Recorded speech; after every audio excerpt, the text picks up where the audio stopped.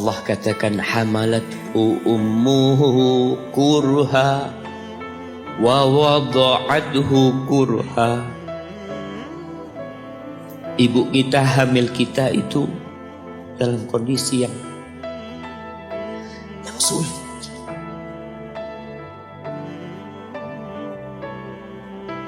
Ada ibu yang harus bed rest demi anaknya lahir. Demi kita lahir, ibu kita itu bed rest. Capek dikit keluar darah. Ada yang harus hamil kita dalam kondisi dia ditinggal sama suami.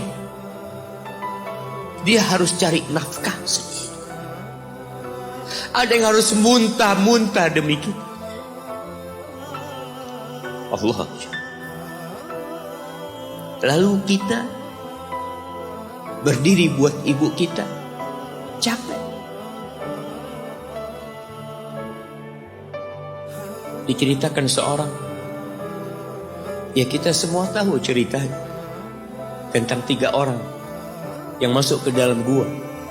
Kemudian gua itu tertutup dengan batu yang menggelinding. Lalu mereka bertawasul dengan amal soleh mereka. Salah satunya yang mengatakan, Ya Rabbi, Allahumma, Ya Allah, aku punya 2 orang tua. Aku punya 2 orang. Yang aku senantiasa memberikan susu kepada keduanya sebelum keluarga yang lain minum susu. Dia sudah menikah, dia punya istri, punya anak. Pada suatu hari, ya Allah, aku kejauhan cari rumput, sehingga aku balik dalam kondisi orang tua sudah tidur. Maka aku pereskan susu buat keduanya, ya Allah. Allah tahu, tapi dia mau cerita sama Allah. Dia ingin tawasul dengan amal soleh dia. Lalu aku taruh di wadah. Aku datang ke bapak ibuku, mereka tidur. Maka aku berdiri di hadapan kedua. Jamaah, bukankah bisa dia taruh di sebelah meja ibunya susu itu? Dia ambilkan meja, taruh di sana, dia bisa tidur. Dia sudah berbakti sama orang tuanya dengan seperti itu. Tapi anak ini tidak. Aku berdiri, ya Allah, aku gak ingin membangunkan keduanya. Dan aku terus berdiri, aku pegang itu susunya. Sampai mau subuh bangun, aku serahkan kepada kedua. Anak-anaknya nangis minta susu. Kata dia, lah, sampai bapak ibu aku minum. Kalian jangan minum. Kita kadang-kadang sudah menikah lebih peduli sama istri kita, lebih peduli sama anak-anak kita. Nggak ada hadis yang mengatakan anak itu pintu surga, jemaah. Yang ada itu orang tua pintu surga. Kita peduli sama anak-anak kita. Beli oleh-oleh buat istrinya. Ditelepon istrinya mau apa, kepingin apa. Pernahkah engkau telepon ibumu? Tanya, Umi kepingin apa, Umi? Ana lagi dalam perjalanan, Umi. Jamaah, itu anak, Masya Allah, dia berdiri.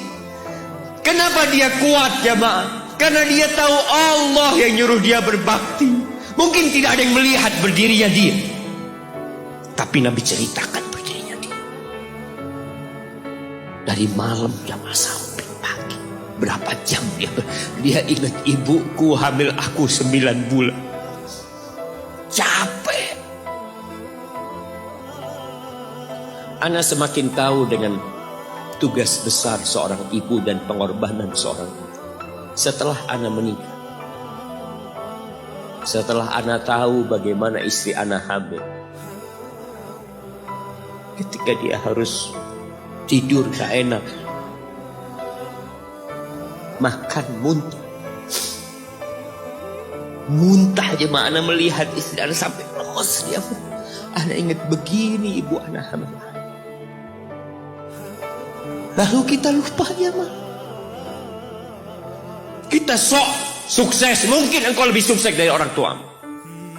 Tapi kalau nggak ada bapak ibu, engkau nggak akan pernah lahir di muka.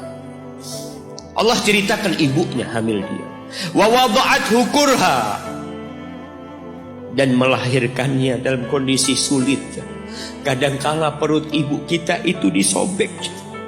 demi kita keluar dari perut ibu kita.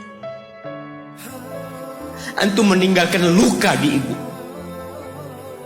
Itu dijahit. Kalau antum anak ketiga, Allahu Akbar, berapa kali dibelah perut ibu kita aja. Tubuhnya jadi jelek gara-gara kita. Tapi dia nggak peduli, yang penting antum lahir dengan selamat. Kalau ibu kita dikasih pilihan, ini nggak bisa diselamatkan, salah satunya akan meninggal dulu. Kira-kira apa kata ibu antum? Iya, nggak apa-apa dok, selamatkan bayinya dok. Nggak apa-apa dok, biar dia lahir dok. Subhanallah. Berapa banyak ibu yang meninggal dunia ketika dia melahirkan anak. Wa hamluhu wa fisaluhu 30 syahra. Hamilnya dan menyusuinya itu 30 bulan.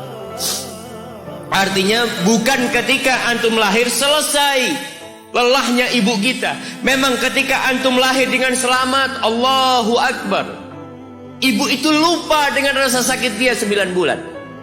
Ibu itu lupa dengan jeritan dia mengeluarkan kita ketika kesakitan. Itu lupa. Dia tersenyum, dia bawa anaknya, ditaruh di dadanya. Allahu Akbar. Kalaupun ada air mata yang menetes, itu air mata kebahagiaan orang tua dengan hadirnya kita di muka bumi ini. Lalu kita bisa berjalan. Kita nggak bisa apa-apa lahir. Allah rekam kebaikan ibu kita. Kita disusui semua. Berapa bulan? 2 tahun. 24 bulan. Mungkin ada yang kurang, mungkin ada yang lebih. Tapi yang jelas kondisi kita tidak bisa berbuat apa-apa. Kita hanya bisa menangis saja, Pak. Antum lapar menangis, buang kotoran menangis. Siapa yang datang membersihkan kotoran antum? Ibu antum. Yang gendong antum siapa? Ibu antum. Dia susui. Subhanallah, sampai anaknya agak besar sedikit, diajari bicara sama ibunya, diajak ngomong sama ibunya, diajarin berdiri sama ibunya, diajarin berjalan sama orang tuanya. Allahu Akbar. Kemudian ketika antum sukses, antum berangkat ke luar negeri, antum berangkat ke luar kota, meninggalkan kedua orang tua antum, boleh, asalkan dengan ridho orang tua antum. Kalau ibu antum telepon, antum di Batu sini, kuliah, sampai sukses jadi pengusaha di sini, ibu antum di kampung telepon, nah, ibu ingin kau balik ke kampung. Jangan pernah mengatakan, Bu, anak kerjanya di sini, ibu. Saya ditugaskan di sini. Tinggalkan semua pekerjaanmu, pulang ke rumah. Ustaz, gimana dengan istri dan anak-anak? Yang ngasih makan istri sama anak-anak antum itu Allah Jalla Jalla. Bawa pulang ke kampung, hidup sama ibu antum. Jamaah, ada seorang sahabat yang izin untuk berjihad, izin untuk mendapatkan surga yang paling tinggi, izin untuk bisa memberikan syafaat kepada 70 dari keluarganya. Kalau dia mati syahid, dia datang kepada Nabi SAW, ditanya, bapak ibumu hidup? Iya, kata dia, pulang engkau ke sana.